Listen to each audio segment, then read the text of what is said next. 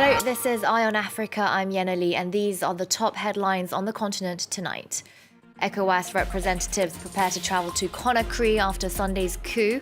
Our correspondents are already there for us, and they've been taking stock of the reactions in the city. The African Union slams rich nations for hoarding COVID booster shots.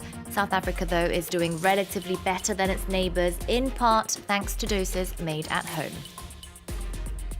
And finally, we meet South Africa's first black freedive instructor.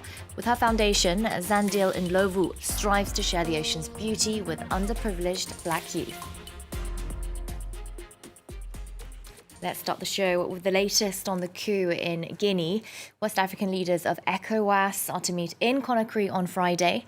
The influential economic bloc suspended the country after the military takeover orchestrated by Colonel Mamadi Doumbouya, and they told coup leaders to release President Alpha Condé. Meanwhile, France 24's James Andre, Ashraf Abid and Sarah Sacco have been talking to locals for their reactions. Take a look. Ousmane gives a reading lesson on the street. This unemployed 28-year-old has started teaching the local kids when the school is closed, which is often the case. It's been 11 years. Children are not learning properly. There's always one strike after another.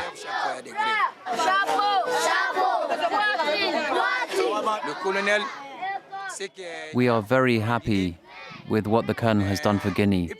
But people are divided. I want a president who can unite all Guineans, because all of us, we are brothers. Guinea is one of the poorest countries on the planet. Unemployment is rampant in Conakry. Silla gets by, running this small hair care shop. We have finished our studies, but there are no jobs. I get by over there at the shop. The coup was a good thing. Yes, a very good thing. Mr. Doumbouya is a strong man. Not everyone is happy to see the military seize power. Sekou, 24, works at the port and has a motorcycle taxi to make ends meet. He is a supporter of Alpha Condé. I'm scared. I'm scared if the military are in power. It's not good for Guinea. Why did they take our president? The vast majority of the people we have spoken to in this neighborhood here in Conakry tell us they are in favor of the military coup. Now, they are all hoping for a smooth transition toward a new government that will actually deliver progress in their day-to-day life. Turning our attention next to the results of Morocco's parliamentary elections. The ruling Islamist party suffered a humiliating defeat, just 12 seats compared to the 125 in the previous poll 5 years ago. The party that came out top is called the National Rally of Independence, or RNI. It's considered to be close to the monarchy, and its leader is one of the richest people in the country. RNI ran on expanding healthcare, boosting teachers' wages, and creating 1 million new jobs. Here's their leader, Aziz Akanouche. This victory is your victory. It's the victory of all Moroccans. It's a victory for democracy, its spirit, and its rules.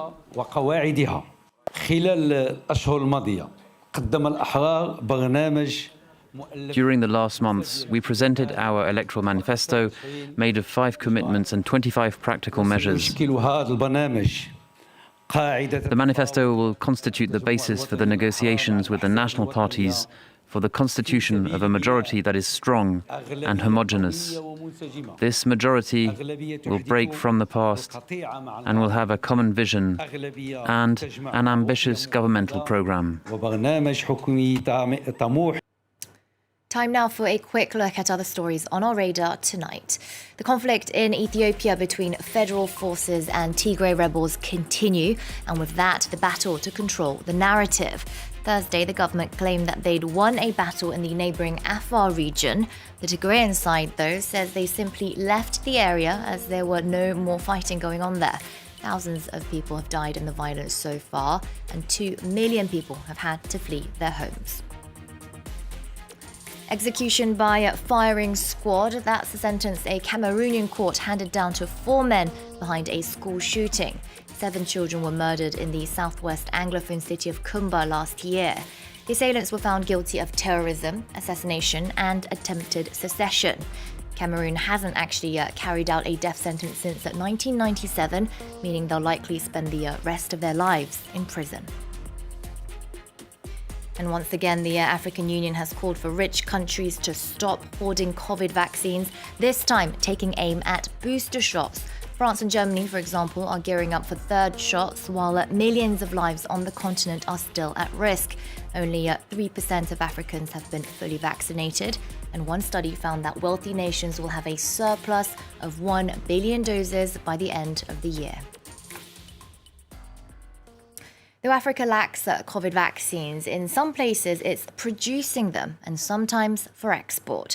In South Africa, health activists put pressure on a factory that makes Johnson & Johnson jabs, pushing the company to honour their local contracts instead of shipping doses off to Europe.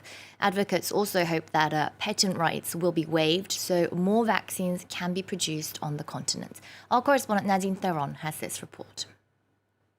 They come out in numbers to get vaccinated in Khayelitsha near Cape Town, relieved to be getting their first dose, just like in Europe where people have been getting vaccinated for a few months already. We've been waiting for this because it's not from here to South Africa.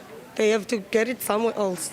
While passing through the vaccination centre, the Provincial Minister of Health explains that it's not easy to find vaccine stock and that vaccines are more expensive for Africans than for Europeans. There are many causes for vaccine inequality. We started late for us even to have our own manufacturing, because in South Africa we have got academics, we have got the researchers. We should have done that. The government failed to create that enabling environment so that we could be able to use our own skills. But secondly, we need to release some of this intellectual property. We fought for the HIV/AIDS, if you recall, and all of those. So with the vaccines, it's also like that. South Africa can produce vaccines on its own soil. This plant signed a contract to produce doses of Johnson & Johnson vaccines in February 2020. Aspen reserved 31 million doses for South Africa, but to date only 13% of that allocation has been delivered. The rest was exported. After activists put pressure on the company, Aspen finally suspended its exports to honour its agreement. It's up to activists like Fatima to expose the details of the contract. Our records indicate that the delay in getting vaccines to middle-income and low-income countries has been because certain markets have been prioritized in a pandemic. And the preferred customers are usually the UK, members of the EU, and the US. And if nobody else can make the vaccine, and so you're basically at the mercy of the market and you're at the mercy of the pharmaceutical companies. While waiting for patents to be waived, the city of Cape Town announced proudly that it will be the first transfer centre for a vaccine carrying ARN messengers. But it won't be operational until 2022. Next, a UK-based foundation has restored historical artefacts to the Ethiopian embassy in London. An imperial shield, a Bible, several crosses, all stolen by British colonial troops during the Battle of Magdala in 1868. The controversy surrounding colonial loot looms over European museums and collectors. Recently, Scotland's National Museums decided to receive restitution requests, putting renewed pressure on other institutions. And finally, we'll end this show with some water sports. For decades, they were reserved for the rich white people in South Africa. Now the country has its first black free diving coach, Sandile Ndlovu, and she's encouraging underprivileged black children to discover the joys of the ocean. Nicolas Germain has the story. Meet Sandile Ndlovu, South Africa's first black freedive coach. She teaches people to dive without any oxygen tanks. For a long time here, freediving was only carried out by white people. Now she is encouraging, above all, young black South Africans to discover the joys of the marine world. In becoming a freediving instructor, I knew for the first time ever that this passion needed expansion. And the water space has not always been diverse, and I wanted to create a space where diverse representation in the ocean space is possible. The students, who often don't live close to the beach, say they've learnt a lot with her. I learned that Don't be scared. Learn to be brave. We saw octopus, fish, shark. Before hoping to become freedivers, the students have to learn all about snorkeling. My joy is the moment when one of the kids says, "Oh, look, it's a fish," or "Oh, look, it's a starfish," because it means that they have transcended the fear space to actually look beneath the surface. Glovu has created a foundation called Black Mermaid. She says many black South Africans from her parents' generation didn't know how to swim and were afraid of the ocean. She wants today's teenagers to overcome this fear. That's it from me for now. Tonight's show was produced by Laura Di Besio, Anna Kowalska, and their team behind the cameras.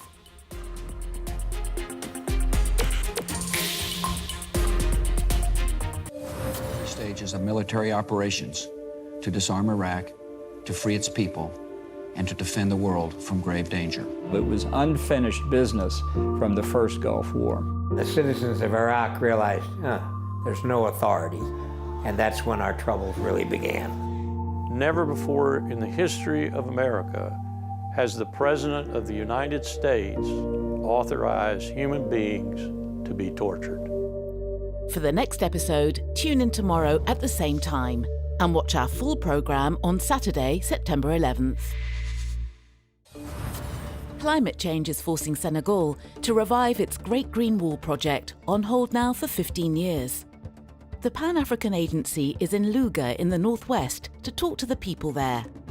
Cet arbre dont ils ont besoin, ils vont s'en occuper, ils vont l'aimer, ils vont l'arroser, et ils vont attendre de lui qu'il donne des fruits. A huge project sowing a small seed of hope. Forestation, as a result, that has plunged the community into poverty, and poverty albeit migration, conflicts. Find out how some of Africa's most arid lands are being brought to life in Revisited on France 24 and France24.com.